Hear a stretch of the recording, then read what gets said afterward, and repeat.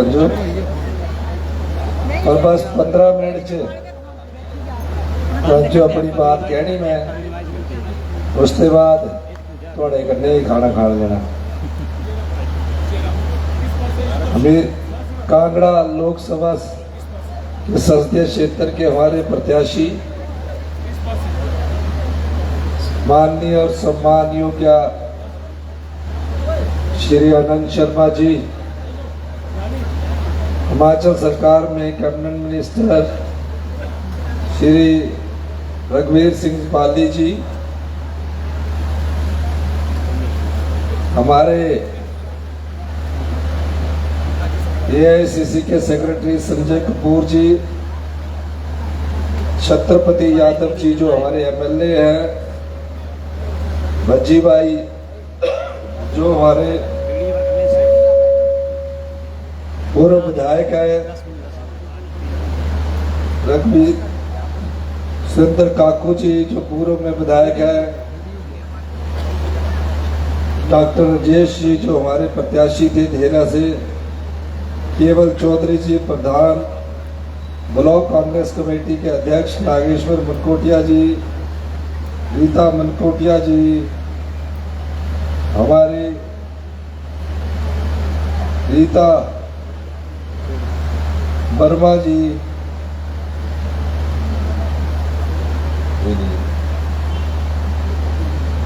अशोक हिमाचली जी, अरुण चौधरी जी, राजेश राजा जी, हमारे साथी नवनीत जी नीचे बैठे हुए हैं, सुमन वर्मा जी, पंकज परकू जी, जिला युवा कांग्रेस शांत चौधरी जी, नवनीत शर्मा जी, पत्रकार बंधुओं और कांगड़ा विधानसभा क्षेत्र के सभी बुजुर्ग साहिबान, माताएं, युवा साथियों, प्यारे बच्चों, पत्रकार बंधुओं, चुनाव की संध्या में कांगड़ा जिला की ये मेरी 5वीं बैठक, तकरीबन 2.5 घंटे लेट आने के बाद भी जहां गांव होता है और जल्दी जाने का रिवाज है, इतनी संख्या में अभी भी आप हमारे संसदीय क्षेत्र के प्रत्याशी और मुझे सुनने के लिए बैठे। सवाल ये पैदा होता है, 15 महीने पहले प्रदेश की जनता ने हिमाचल प्रदेश में पूर्ण बहुमत की सरकार बनाई, 40 विधायक चुनकर आए। 40 विधायक चुनने के बाद जब मुझे मुख्यमंत्री के पद की शपथ दिलाई, उस समय मैंने ये कल्पना भी नहीं की थी कि जिस कांग्रेस पार्टी का छात्र जीवन से लेकर युवा जीवन अधेड़ उम्र में पहुंचकर पार्टी का झंडा उठाते उठाते मुख्यमंत्री के पद पर पहुंचा, इससे ज्यादा खुशी मेरे जीवन में और क्या हो सकती है। इससे पहले 22 साल मैं MLA रहा, मुझे कई बार मौका मिला, लेकिन पार्टी की जिम्मेदारियां इतनी थी, मैंने पार्टी का काम किया। मुख्यमंत्री की शपथ लेने के बाद ऐतिहासिक रिज मैदान से एक प्रथा है कि शपथ लेने के बाद मुख्यमंत्री जी सचिवालय जाते हैं और अधिकारियों की बैठक लेते हैं और अधिकारी उन्हें प्रदेश की सारे हालात, आर्थिक स्थिति सबकी जानकारी देते हैं। मुख्यमंत्री बनने के बाद मैंने उस व्यवस्था को तोड़ा। मैं सीधा बालिका आश्रम किया। उन बच्चों के पास जिनकी ना मां थी ना पिताजी थे, अनाथ आश्रम में रहते थे और उनके मन में कोई आशा की ऐसी किरण कभी भी नजर नहीं आती थी। वो सोचते थे मंत्री आते हैं, मुख्यमंत्री आते हैं, सरकार बनने के बाद मिठाई का डब्बा देकर चले जाते हैं। मैं बेटियों के हॉस्टल में गया, खाने की रसोई में गया। उन बेटियों को मैं जब देखता था, उनके मन का जो भाव था, पीड़ा थी, वो व्यक्त नहीं कर पा रही थी। लेकिन मैं उनके चेहरे को देखकर मैंने ये सोचा कि इनके मन में पीड़ा है। और हो भी क्यों ना, जिसकी माँ चली जाए, जिसका पिता चला जाए, उसको जीवन भर रास्ता दिखाने वाला कोई नहीं रहता। मैं आया, पहला ही आदेश मैंने उन बच्चों के लिए दिया जो अपनी माँ को खो चुके थे, अपने पिता को खो चुके थे, कि इनके लिए योजना बना के लाओ। उस योजना में मैंने अपने परिवार की तरह उनको देखा, कहा कि उनको वैसी ही शिक्षा मिले जैसे उनकी माता पिता उनको दिलाना चाहते हैं। हमने निर्णय किया, किसी भी स्कूल में पढ़ने के लिए जितना भी खर्चा होगा वो सरकार देगी। यही नहीं, किसी भी कॉलेज में पढ़ने के लिए अगर उसको कोचिंग लेनी पड़ती है, कोचिंग का पैसा भी सरकार देगी। और अगर वो डॉक्टर बनती है, इंजीनियर बनती है, एमफिल करना चाहती है, पीएचडी करना चाहती है, कोई भी प्रोफेशनल कोर्स करना चाहती है, उस सब का खर्चा सरकार देगी। हॉस्टल की फीस का भी खर्चा सरकार देगी। +2 के बाद बेटी किस जगह में जाएगी, उसके लिए कैरियर काउंसलर लगेगा, उसका पैसा भी सरकार देगी। सर्दी में ये बच्चे सर्दी के कपड़े डालेंगे, गर्मी में गर्मी के कपड़े डालेंगे, उनका पैसा भी सरकार देगी। जो त्योहार होते हैं, हर महीने त्योहार का स्पेशल फंड इनको मिलता है। और ये नियम नहीं बनाया मैंने, ये उन बच्चों को एक कानून बनाकर ये अधिकार दिया कि कोई भी सरकार आ जाए, आपकी सरकार ही माता, सरकार ही पिता। इस कानून को बनाकर हमने उन बच्चों का भविष्य सुरक्षित किया। सोच को धरातल पर उतारना बहुत जरूरी होता है। अक्टूबर में वो धरातल पर उतरी। आज 4000 बच्चे चाहे रिश्तेदारों के पास रह रहे हैं, उन्हें 4000 रुपया महीना पढ़ाई का पूरा खर्च, और अगर घर बनाना है, उनके पास जगह है तो 3 लाख रुपया, शादी के लिए 2 लाख रुपया हमारी सरकार ने उपलब्ध करवाया। यही नहीं, 27 साल तक की उम्र तक उसकी पढ़ाई का खर्चा सरकार उठाएगी। क्योंकि कोई बच्चा अगर पीएचडी करना चाहता है तो 27 साल की उम्र तक वो पीएचडी कर लेता है। इस पुण्य के काम से हमने अपनी सरकार की सोच को और उनके संरक्षण को हमने बढ़ावा दिया। हिमाचल की सबसे बड़ी आपदा आई, इतनी अत्यधिक बारिश हुई,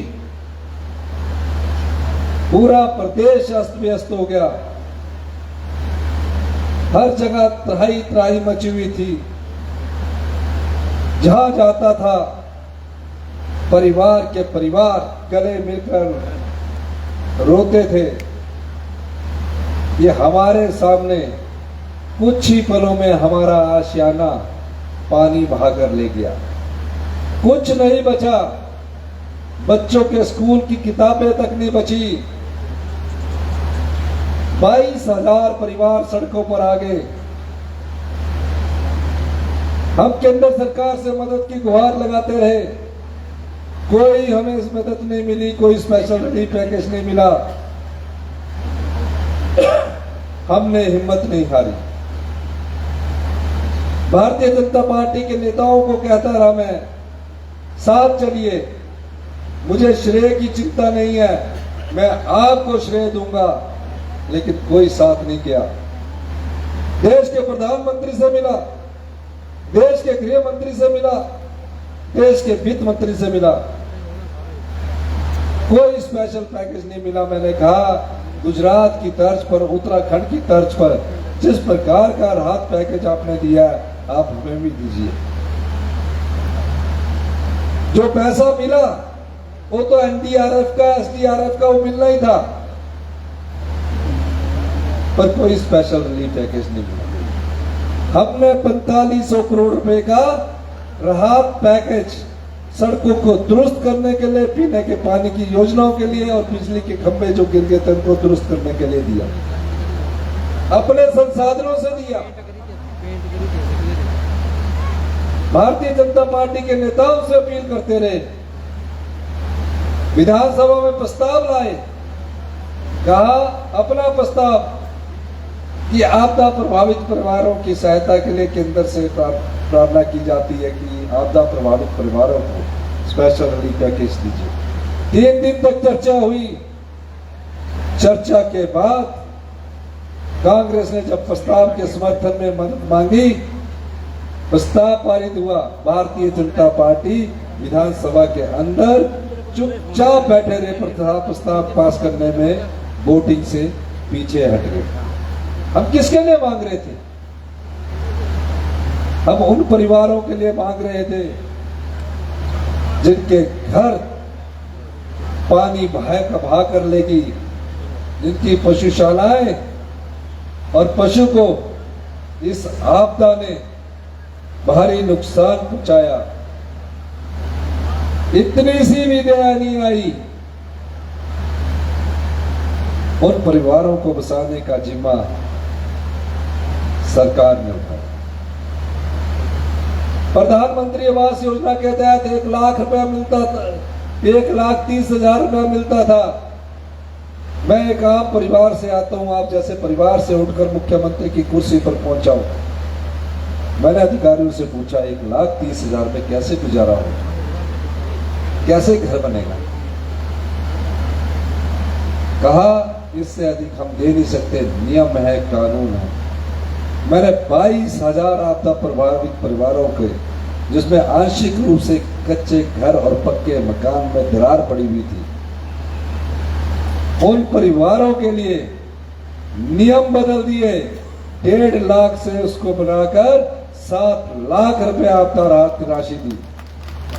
जिसके मकान में दरार आती थी 6500 रुपया मिलता था, मैंने उसको बढ़ाकर भी 1 लाख रुपया किया और तकरीबन 22,000 आपदा प्रभावित परिवारों को यह राशि वितरित की। अभी हमारी सरकार का मैं 15 महीने का कार्यकाल का हिसाब आपके सामने रख रहा हूं। यही नहीं,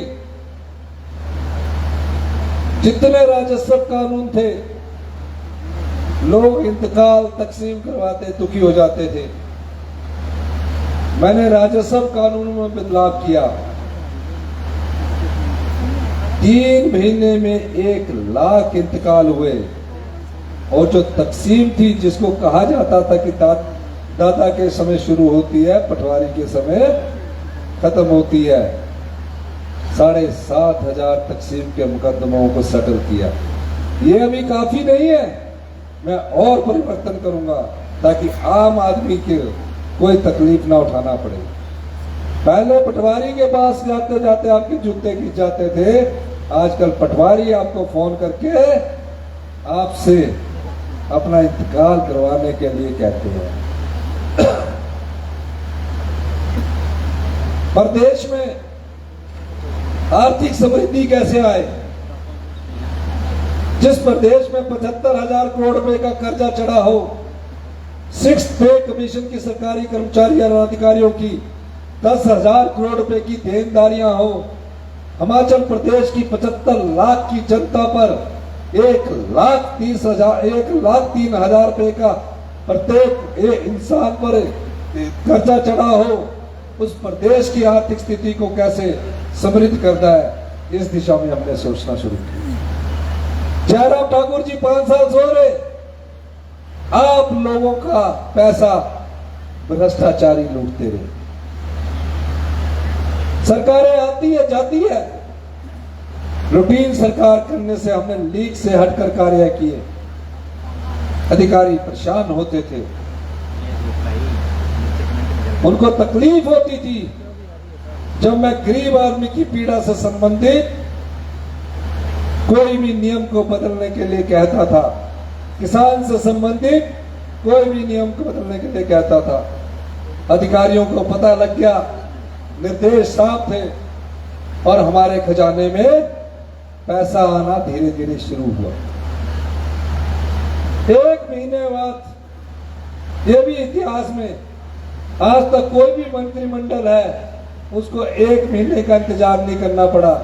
ये तो क्या होता था, मुख्यमंत्री बनते थे और उसके बाद मंत्रिमंडल का विस्तार 3 या 4 या उसी समय हो जाया करता था। मैंने ऐसा नहीं किया। मैंने क्यों नहीं ऐसा किया? मैंने इसलिए ऐसा नहीं किया कि जिस अर्थव्यवस्था का पैसा और जिस खजाने का पैसा नियम और कानूनों के तहत भ्रष्टाचारियों की जेब में जाता था, उन नियम और कानूनों को 1 महीने में बदला। जब अर्थव्यवस्था में सुधार होने लगा, मैंने मंत्रिमंडल का विस्तार किया। मंत्रिमंडल के विस्तार के बाद इस प्रदेश में जिसकी जनसंख्या 75 लाख है, 1,36,000 सरकारी कर्मचारी हैं जिन्होंने विकास की गाथा लिखी। सरकारी कर्मचारी और अधिकारियों के पहल से किसी स्कूल की नोटिफिकेशन हुई, किसी स्कूल की बिल्डिंग बनी, किसी स्कूल का हॉस्पिटल बना। बैठक हुई, कहा केंद्र सरकार के पास सरकारी कर्मचारियों का 4,500 करोड़ का अंशदान और 4,500 करोड़ सरकार का 9,000 करोड़ रुपया पड़ा हुआ है। मैं वित्त मंत्री के पास गया, मैंने कहा ये 9,000 करोड़ रुपया आप हमें वापस दीजिए क्योंकि हम ओल्ड पेंशन स्कीम देना चाहते हैं। भारतीय जनता पार्टी के नेता यहाँ शोर करते रहे, कब मिलेगी ओल्ड पेंशन, कब मिलेगी ओल्ड पेंशन।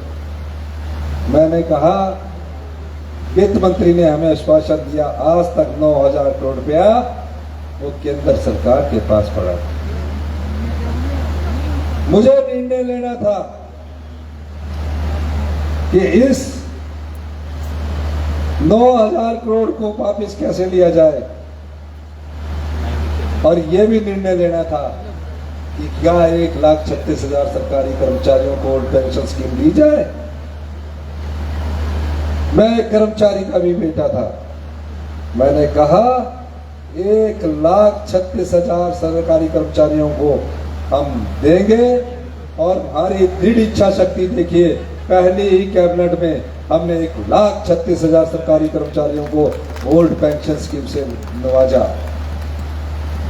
अगर हमने राजनीतिक लाभ ही लेना होता तो ये हम 2026 में लागू करते। हमने कहा कि हम राजनीतिक लाभ के लिए राजनीति नहीं करते, हमारे मन में आम आदमी के लिए सेवा भाव है, इसलिए हम जो कुछ भी लाएंगे वो आम आदमी से जुड़ी योजना लाएंगे। क्या कभी आपने ये सोचा कि विधवाओं की बेटों की पढ़ाई का खर्चा हिमाचल प्रदेश की सरकार उठाएगी। दूसरे बजट में हमने इसका प्रावधान कर दिया। कोई विधवा अचानक उसका पति उसको छोड़कर चला जाए, इस दुनिया से अलविदा हो जाए, कमाने वाला एक, परिवार में पढ़ने वाले दो, कोई डॉक्टर है कोई इंजीनियर है, डॉक्टर की फीस 1 लाख है, हॉस्टल की फीस 50,000 है। अगर उसका कमाने वाला चला गया, फीस देने वाला चला गया, तो उस बच्चे की पढ़ाई का क्या हाल होगा? वो लोन लेगी, मकान कर्जे में रखेगी, जमीन रहन रखेगी। मैंने उस भावना को समझा और सभी विधवा बहनें 1,15,000 है, उसमें से जितने भी बच्चे उनके पढ़ते होंगे उनकी पूरी फीस का खर्चा हिमाचल प्रदेश की सरकार 27 साल की उम्र तक उठाएगी। ये 15 महीने की सरकार का कार्यकाल है। किसान के हाथ में कैसे पैसा पहुंचे? 90% लोग हम गांव में रहते हैं। ग्रामीण अर्थव्यवस्था को कैसे मजबूत किया जाए, और जब तक प्रदेश की ग्रामीण अर्थव्यवस्था मजबूत नहीं होगी, गांव के लोगों के हाथ में, गांव के किसानों के हाथ में पैसा नहीं पहुंचेगा, हिमाचल कभी भी आत्मनिर्भर नहीं बन सकता। हिमाचल कभी भी समृद्धशाली और अमीर राज्य नहीं बन सकता। मैंने बजट की बैठक ली। बजट की बैठक में पता लगा कि 1 साल के भीतर 31 मार्च 2024 तक हमने 2200 करोड़ रुपए का राजस्व अधिक सरकारी खजाने में लाया है। अधिकारी फिर बोले लोग भूल जाते हैं। मैंने कहा लोगों को भूलने दीजिए, मुझे इस बात की चिंता नहीं है, लेकिन ये 2200 करोड़ 2026 में नहीं बढ़ेगा, ये इसी साल बढ़ेगा। अधिकारी फिर भी आनाकानी करते रहे, पर मैं बजट से पहले उनको बोल दिया और टस से मस नहीं हुआ। विडंबना देखिए, पहले किसी का भी मानदेय बढ़ता था, वो तब बढ़ता था जब लास्ट इलेक्शन आता था, उससे पहले बढ़ा दिया जाता था, प्रधानों का भी सबका। हमने वो नहीं किया। हमने वो किया जो हमने कमाया, जनता को बांटा। उसमें सबसे बड़ी बात क्या थी? उसमें सबसे बड़ी बात ये थी कि जो महिलाएं हैं, जो 18 साल से अधिक की उम्र पार कर चुकी है, उन महिलाओं को हम 1500 रुपया प्रति माह देंगे। 18 साल की उम्र पार करने वाली बेटी को 1500 रुपया प्रति माह देंगे।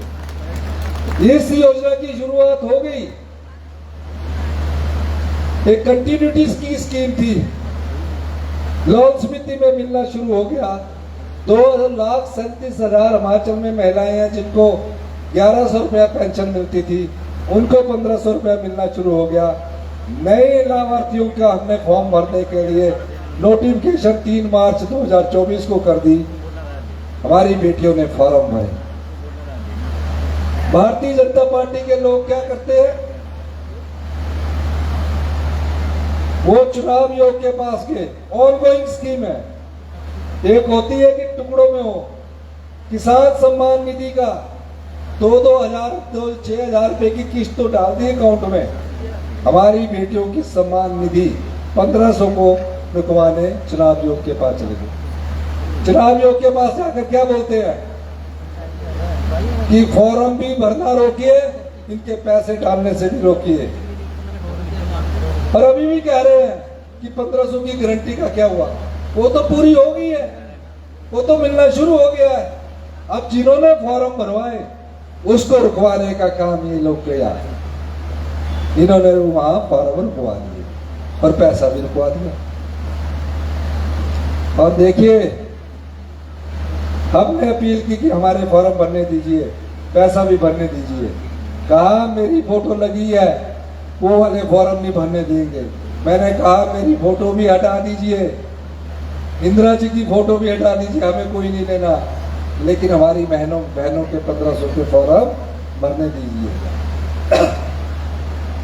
अब इजाजत मिल गई है, आप फॉर्म भरिए। जितनी भी महिलाएं मेरी बात सुन रही है, वो 18 साल के ऊपर की महिलाएं अपना फॉर्म भरिए। मैं दावे के साथ कह सकता हूं, ये आपकी सम्मान नीति को नहीं रोक सकते। 1500 अप्रैल का भी, 1500 मई का भी 3000 रुपया आपको जून के पहले हफ्ते में आचार संहिता हटने के बाद आपको मिलेगा। उसके लिए हमने 800 करोड़ रुपए का बजट का प्रावधान किया। किसान के हाथ में कैसा पैसा पहुंचे? 32 रुपए लीटर दूध मिल्क फेडरेशन खरीदती थी, हमने उसको बढ़ाकर 45 रुपए प्रति लीटर कर दिया। भैंस के दूध का मूल्य 55 रुपए प्रति लीटर कर दिया। फिर किसान कैसे समृद्ध हो? हमने कहा गोबर से जो खेती करेगा, यूरिया का प्रयोग नहीं करेगा, उससे हम गेहूं 40 रुपए किलो खरीदेंगे और मक्की 30 रुपए किलो खरीदेंगे। हिंदुस्तान का हिमाचल प्रदेश पहला ऐसा राज्य बना जहां दूध का न्यूनतम समर्थन मूल्य और प्राकृतिक खेती से पैदा हुई गेहूं का समर्थन मूल्य 40 रुपए हमने फिक्स किया। मनरेगा की दिहाड़ी 60 रुपए बढ़ा दी, 4% हमने डीए की किस्त दी। पुलिस कर्मियों को 210 रुपए डाइट मनी के मिलते थे, हमने उनको 5 गुना बढ़ाकर 1000 रुपए किया। ये सब चीजें, जो पैसा हमने कमाया आपका था, आपको माना। विचित्र बात यह हुई कि पहली बार एक ऐसी राजनीति ने हिमाचल प्रदेश में जन्म लिया जो पार्टी जनता के वोट से सत्ता में नहीं आ सकी, वो नोट के दम से सत्ता हथियाना आना चाहती थी। पहली बार ऐसी राजनीति को जन्म हुआ। आम लोगों के वोट से बनकर कांग्रेस की सरकार बनी और वोट को खरीदने की कोशिश की गई और 6 लोगों ने कांग्रेस पार्टी के खिलाफ राज्यसभा के प्रत्याशी को वोट डाला, वो चुनाव जीत गए। वोट डाला कोई बात नहीं, हम उस चीज को भी नहीं भूलते, लेकिन जो बजट हम आपके लिए लेकर आए थे उसका तो कम से कम समर्थन करते। जो गरीबों का बजट था, आम लोगों का बजट था, किसान का बजट था, महिलाओं के सम्मान का बजट था, उन्होंने उसको समर्थन नहीं किया। अगले दिन फिर आए, मैंने पूछा ये पिछले दिन क्यों गए थे? कह रहे थे कि दूसरी किस्त नहीं मिली। दूसरी किस्त लेने के लिए गाड़ियों में 100 की स्पीड में गए। हरियाणा सरकार का होटल हॉलिडे इन है, भारतीय जनता पार्टी की सरकार है। दूसरे दिन तो 6 विधायक हेलीकॉप्टर में बैठ के आए। एक हेलीकॉप्टर आया, दूजा आया, सीआरपीएफ वाले गने लेके आए गए, हिमाचल विधानसभा के गेट में पहुंच गए। ये गुंडागर्दी थी। सीआरपीएफ क्या हिमाचल पुलिस नहीं थी? थी। फिर क्या हुआ? न्यूज चली, मुख्यमंत्री जी ने इस्तीफा दे दिया। मैंने आपका बजट पास किया। इसी बजट में एक और योजना थी जो 70 साल से ज्यादा की उम्र के हैं, हमारी सरकार, जो सरकारी नौकरी नहीं होंगे उनको 25 लाख रुपया बीमारी की योजना, मुफ्त इलाज के लिए सरकार देगी। 25 लाख। बजट पास हुआ। बजट सा पास होने के बाद मैं मीडिया से मिला। मैंने कहा मैं एक आम परिवार से उठकर मुख्यमंत्री बना हूं। संघर्ष की तपती आग में जलकर, सीढ़ी दर सीढ़ी चढ़कर कांग्रेस पार्टी का झंडा उठाकर मुख्यमंत्री की कुर्सी तक पहुंचा हूं। मैं ये लड़ाई एक युद्ध की तरह लड़ूंगा और इस चुनौती को हमने स्वीकार किया और एक योद्धा की तरह मैंने ये लड़ाई लड़ी। अगले दिन जयराम ठाकुर जी 7 बजे गवर्नर साहब के पास पहुंचे। 6 विधायक रात की पार्टी कर रहे हैं वहां, भारतीय जनता पार्टी द्वारा जो रखी हुई है हॉलीडे इन पंचकुला। उनको यही नहीं पता कि जो विप जारी हुआ है उसकी अवहेलना करने में आप किस स्तर रद्द हो सकती है। राज्यसभा के लिए नहीं, जो बजट के लिए थी। और हमारे स्पीकर महोदय ने, कानून के ज्ञाता ने एक ही झटके में 6 विधायकों को डिस्क्वालीफाई कर दिया। डिस्क्वालीफाई करने के बाद भी भारतीय जनता पार्टी की सरकार ने 1 महीना तक उनको पूरे प्रदेश से बाहर रखा।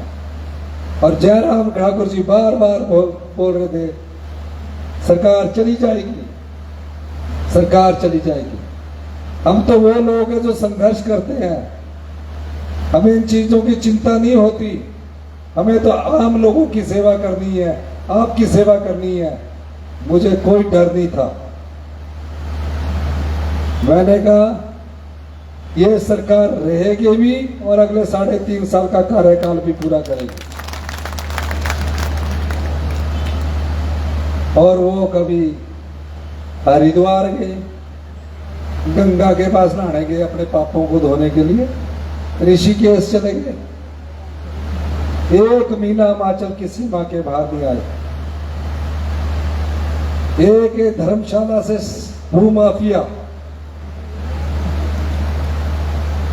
जिसने बेनामी संपत्तियां अपने ड्राइवर के नाम पर खरीद रखी है, 72 संपत्तियां खरीदी है। नेक राम ड्राइवर है, सरनाम श्री गीताराम, प्रॉपर्टी डीलर बन गया है। 72 संपत्तियां, 10 करोड़ रुपया तो 22-12 करोड़ रुपया तो वाइट का है। और काला धन कितना लगा होगा उनके बैंकों में जो जमा हुआ होगा वो लग गया। ये एक आदमी मेरे पास आया जब पता लगा कि वो बिका हुआ सुधीर प्रत्याशी है कि ये प्रॉपर्टियां हैं जिनकी। मैंने भी जानकारी प्राप्त की, सच्ची बात निकली। कईयों के नाम पर पालमपुर में, मनाली में कह रहे मेरे एफिडेविट में, एफिडेविट में काला धन लगाते, कोई एफिडेविट में छुपाते। वो कोई कुटलाट का जो बिका हुआ प्रत्याशी है उसने बता दिया बेचारे ने। उसने क्या किया कि 1 साल पहले 2022 का 4 करोड़ 65 लाख उसकी प्रॉपर्टी है। अब एफिडेविट भर दिया, कल ऑनलाइन चले जाना ना, मैं आपको था 15 करोड़। फिर दूसरा एफिडेविट कुटलाट के भुट्टो ने अपने बेटे की 1 साल पहले प्रॉपर्टी बताई 0, अब बताई उसने 5 करोड़। उस भूमाफिया ने जो अभी धर्मशाला में बिका हुआ प्रत्याशी है, उसको भी आप लोगों ने सबक सिखाना है। 1 महीना बाद आए, पटका पहना, और बेचारे बीजेपी के जो ईमानदार कार्यकर्ता है, ईमानदार बीजेपी की जो कार्यकर्ता है, मैं तो उनसे भी अनुरोध कर रहा हूं, धर्मशाला के बीजेपी के ईमानदार कार्यकर्ताओं से भी अनुरोध करूंगा कि ये जो चुनाव है ये कोई आम चुनाव नहीं है। ये चुनाव देश की राजनीति की दिशा और दशा तय करने के लिए है। ये सब लोग बिके हुए हैं। भारतीय जनता पार्टी की राजनीतिक मंडी में इन्हें खरीदा गया है। कहते हैं हम सरकार करा देंगे। सरकार कराने की बात तो दूर, हमने तो अपने 2 विधायकों को भी एमपी का चुनाव लड़ा दिया। विक्रमादित्य को हमने मंडी से लड़ा दिया और विनोद सुल्तानपुरी को शिमला से बढ़ा दिया। जयराम जी के कोर्ट टंगा हुआ है, कोर्ट नंगे हाथ गिराना। दर्जी को ऑर्डर कर दिया कि मेरा कोट पैंट सिला रखना, से किलिया चेंज हो गया, अब किल्ली में ही टंगा रहेगा। ये जो चुनाव है ये कोई आम चुनाव नहीं है, हिमाचल प्रदेश की जनता के स्वाभिमान का चुनाव है। कल को आपका वोट बिकेना, इस वोट की रक्षा करने का अधिकार जनता के पास है। आपके वोट के दम से ही हम विधायक बनते हैं, मुख्यमंत्री बनते हैं, मंत्री बनते हैं। 75 साल की आजादी के बाद इस आजाद भारत में कोई सबसे बड़ा अधिकार आपको मिला है तो वो वोट का अधिकार है, और कोई अधिकार नहीं है जिसके दम पर मुख्यमंत्री आप भी आपसे वोट मांगने की रात को आते हैं। इसकी वोट की रक्षा हिमाचल प्रदेश की जनता करेगी। जिन लोगों ने और जिस पार्टी ने जनता की भावनाओं का सौदा किया है, ऐसी पार्टी को 1 जून को सबक सिखाने का समय आ गया है। तो क्या सबक सिखाओगे कि नहीं सिखाओगे? हाथ खड़ा करके बताइए। वैसे तो मैंने बोला नहीं, अपने आप ही कर दिया आपने। सबक आपने सिखाना है। हमारी सरकार तो 3.5 साल चलेगी, लेकिन मैं दावे के साथ कह सकता हूं यह चुनाव जनता लड़ रही है, और जो जनता है वो ही धनवान को हरा सकती है। हमारे पास धन नहीं है, हमारे पास सिर्फ जनता की ताकत है। लोकतंत्र की सबसे बड़ी ताकत जनबल होता है, जनता की ताकत होती है, और जनबल ही धनबल को हरा सकता है। तो क्या जनबल धनबल को हराएगा? बताइए, जोर से बोलिए। तो 1 जून को जब आप वोट डालने चाहिए तो ये सोचकर चाहिए, ये लड़ाई ईमानदार और बेईमानों के बीच की है। ये लड़ाई झूठ और सच के बीच की है। ये लड़ाई बेदाग और दागदारों के बीच की है। ये लड़ाई धर्म और अधर्म के बीच की लड़ाई है। बेईमान बार बार आकर ईमानदार से टकराता है, लेकिन जीत ईमानदारी की होती है।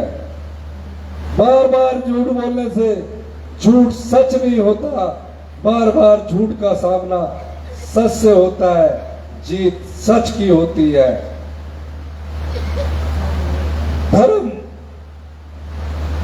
को कई अधर्मियों का सामना करना पड़ता है, पर जीत धर्म की होती है। इस चुनाव में जनता का बल, जनबल जीतेगा और धनबल हारेगा। लोकतंत्र की ताकत जनबल है, तो क्या जनबल जीतेगा? हाथ खड़े करके बोलिए, जोर से बोलिए। क्या जनबल जीतेगा? धनबल हारेगा? जनबल जीतेगा? या पीछे वाले भी जोर से बोलना भैया। जनबल जीतेगा, धनबल हारेगा। ये जनता है। भारतीय जनता पार्टी ने और जिन विधायकों ने अपनी विधायकी बेची है, जनता ही उसे सबक सिखाएगी। जनता की ताकत ही धनबल को हराएगी। इन्हीं शब्दों के साथ मैं कांगड़ा के काफी 3 घंटे से बैठे सभी लोगों का बहुत बहुत धन्यवाद करता हूँ। जय हिंद, जय भारत। वर्मा जी का मैं नाम भूल गया था, याद आ गया।